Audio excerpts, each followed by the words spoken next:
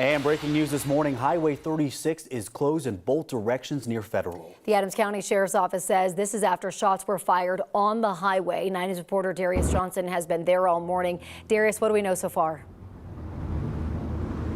Jordan and Corey, good morning to you both. We've been on this scene for the last 2 hours. This investigation has been unfolding for the last 7, and now you see traffic trying to get through this area. Take a look at the map right now. Let's tell you what we know so far. It was just before 11:30 last night when Adams County deputies got a call of a gunshot wound at the Villa Apartments right off of 76 in Pecos. When they arrived, they found a female victim with a gunshot wound. She was then taken to the hospital and is still being treated at this time. While they were there, that female victim told deputies of a potential suspect. While deputies were still on the scene, they say they saw that suspect drive by the scene, and then they turned onto Pecos before turning onto US 36. Take a look live from Sky 9 right now, live up in the air over US 36. Deputies tell us once they got onto US 36, the suspects then fired shots from the vehicle to the deputies' vehicle while they were in pursuit. Deputies did fire back. However, at this point in time, it's unclear exactly how many shots were fired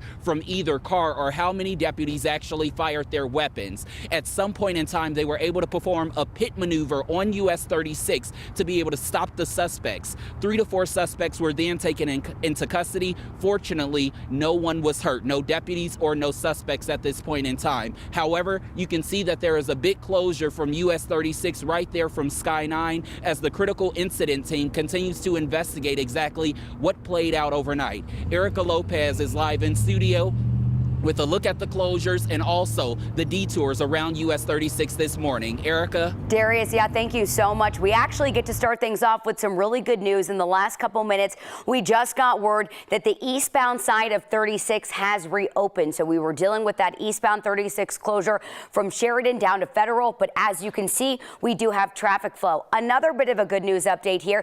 You can see drivers are able to get back onto the interstate on the westbound side at Federal. So that closure is between Pecos and Federal on the westbound side, but you're still able to get onto the interstate westbound at Federal. And like I said, eastbound lanes back open. Then we've got another problem here. We've got a crash on the overpass here on Federal over the interstate this morning, causing some significant delays for drivers just trying to pass by. But again, you are able to get onto the interstate at Federal. So we are nearing some improvement with this scene, which is good to see, but still been a major headache for drivers for hours this morning as the commute right now continues to get busier. So this is just down on the ground. We were just looking over ahead from Sky 9, and this is still just showing that westbound closure between Pecos and Federal at this hour.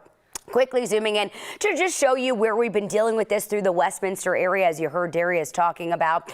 As far as one workaround option, potentially, if you just want to avoid that stretch altogether and any congestion, you could take Wadsworth to Highway 36 and get on there in Broomfield. Now, we do have another crash at 76 westbound and Sheridan. It looks like we're seeing some impacts on Sheridan where you're seeing that yellow approaching the interstate, but the Interstate 76 itself not slowing down. 6-minute backup right now for your southbound I-25 commute between 144th Avenue and 76. So really just a little bit of stop and go from North Glen into Federal Heights.